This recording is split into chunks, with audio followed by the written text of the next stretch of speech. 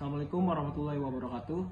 Kami dari kelompok 1 ingin mempresentasikan hasil riset kami tentang UMKM Asinan Betawi, yaitu masalah perizinan dan legalitas UMKM. Sebelum kami mempresentasikan hasil riset kami, izinkan kami untuk memperkenalkan diri kami masing-masing. Dari saya, nama saya Dava Putra Cesario. Nama saya Davanya Pratama. Nama saya Anas Hamdani. Nama saya Muhammad Rizky Sofian. Nama saya Ahmad Syauki Albi. Selanjutnya kami akan langsung memaparkan hasil riset kami. Yang pertama-tama ada pendahuluan yang berisi tentang latar belakang, rumusan masalah, tujuan penelitian, dan ruang lingkup. Yang kedua adalah landasan teori yang berisi tentang pengertian, manfaat, fungsi, dan juga landasan hukum. Yang ketiga ada pembahasan berisi tentang sejarah UMKM Asinan Betawi dan juga data UMKM Asinan Betawi. Yang terakhir adalah kesimpulan, yaitu bagian akhir dari proposal kami. Pertama-tama adalah pendahuluan, yaitu pembahasan secara umum yang akan dipaparkan oleh Davanya Pratama. Saya ingin menjelaskan tentang latar belakang. Meningkat atau menurunnya pertumbuhan ekonomi di Indonesia dipengaruhi oleh berbagai faktor, salah satunya keterlibatan UMKM. UMKM merupakan bagian dari perekonomian nasional yang berwawasan kemandirian dan memiliki potensi besar untuk meningkatkan kesejahteraan masyarakat UMKM. Selanjutnya, 3 hal penting, yaitu berisi tentang rumusan masalah, tujuan penelitian, dan ruang lingkup. Rumusan masalah berisi 1. Apa saja perizinan legalitas untuk UMKM. 2. Bagaimana legalitas perizinan pelaku UMKM di sekitar kampus. Tujuan penelitian berisi agar pembaca serta masyarakat mengetahui perizinan legalitas apa saja yang dibutuhkan. Ruang lingkup berisi melakukan studi kasus, data diambil dengan melakukan proses wawancara kepada pelaku UMKM di sekitar kampus. Selanjutnya landasan teori berisi tentang pembahasan materi. Selanjutnya, pengertian UMKM. Usaha mikro adalah usaha produktif milik orang per orang atau badan usaha perorangan yang memenuhi kriteria kekayaan bersih maksimal 50 juta rupiah, tidak termasuk tanah dan bangunan tempat usaha. Materi selanjutnya akan dijelaskan oleh Anas Hamdani. Baik, di sini saya akan menyampaikan apa yang sudah Davanya Pratama sampaikan mengenai tentang pengertian UMKM. Dan lanjutannya ada manfaat UMKM. Manfaat UMKM terdiri dari 3 bagian. Yang pertama ada sarana menyejahterakan rakyat. Sarana menyejahterakan rakyat ini adalah bahwasanya UMKM ini bagi masyarakat adalah mempunyai dampak positif dari berbagai sarana. Contohnya seperti UMKM ini. UMKM adalah bagian dari menyejahterakan rakyat yang kurang dari 50 juta tersebut. Yang kedua ada meningkatkan kualitas SDM.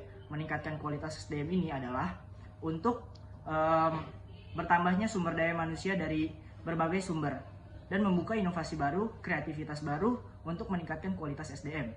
Yang ketiga ada mengembangkan berbasis mikro bagi aset negara. UMKM bagi aset negara ini adalah tujuannya untuk menyejahterakan rakyat juga, dan tersebut menimbulkan dampak yang sangat positif bagi aset negara tersebut. Yang tadinya 4 sekian persen sampai dengan 10% untuk bagi aset negara. Dan berikutnya ada fungsi UMKM. Yang pertama ada membuka lapangan kerja baru. Bagi masyarakat yang ingin bergabung dengan UMKM, ini sangat dimanfaatkan untuk membuka lapangan pekerja baru. Dan khususnya bagi para yang ingin membuka usaha. Dan yang kedua ada mendorong kondisi ekonomi yang lebih merata. Dan di Indonesia ini banyak sekali para pengusaha yang ingin membuka usaha baru ini dan menimbulkan dampak bagi ekonomi yang lebih merata. Contohnya adalah negara Indonesia ini akan kaya dengan para pengusaha mudanya. Yang ketiga ada meningkatkan devisa negara.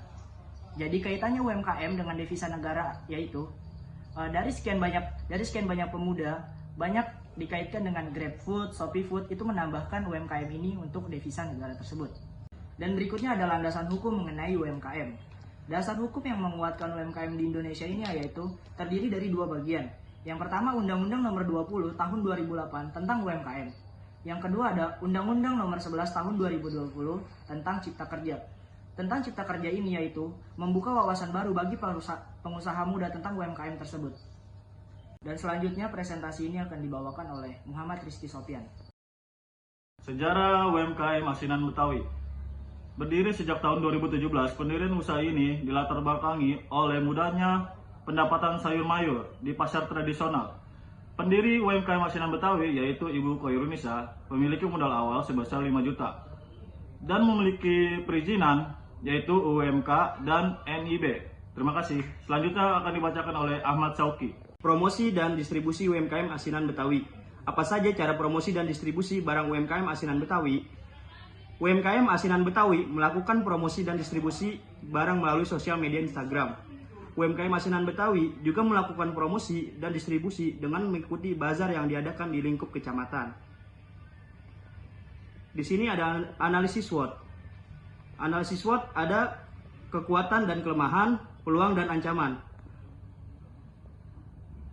Kekuatannya 1. Tenaga kerja yang terampil. 2. Strategi marketing yang efektif. 3. Jaringan distribusi produk luas. Kelemahannya 1. Tampil produk kurang menarik. 2. Kemasan produk kurang modern. 3. Varian produk terbatas. Di sini juga ada peluang. 1. Perluas jaringan konsumen melalui online. 2. Ikuti acara bazar untuk memperluas konsumen. Dan 3. Belum banyak kompetitor dalam e-commerce. Dan juga ada ancaman. 1. Adanya produk di pasaran. 2. Harganya bahan baku yang meningkat. 3. Kemungkinan digugat karena belum memiliki hak paten yang belum terdaftar. Selanjutnya saya akan memaparkan akhir dari materi yaitu kesimpulan. Pertumbuhan UMKM di Indonesia membawa dampak baik bagi perkembangan ekonomi. Sifat UMKM yang mudah diaplikasikan ke dalam berbagai sektor menjadikan UMKM dapat menciptakan lapangan kerja yang baru. Perkembangan UMKM juga mengalami beberapa hambatan, salah satunya sulit untuk mengurus perizinan. Dengan program pemerintah saat ini untuk mempermudah dan mengurus perizinan sangat membantu bagi pelaku UMKM. UMKM Asinan Betawi yang kami teliti ini memiliki perizinan yang cukup untuk membangun UMKM yang legal. Cukup sekian materi yang kami paparkan.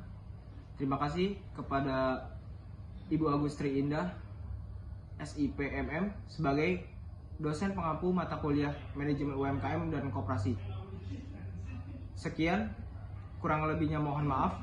Wassalamualaikum warahmatullahi wabarakatuh.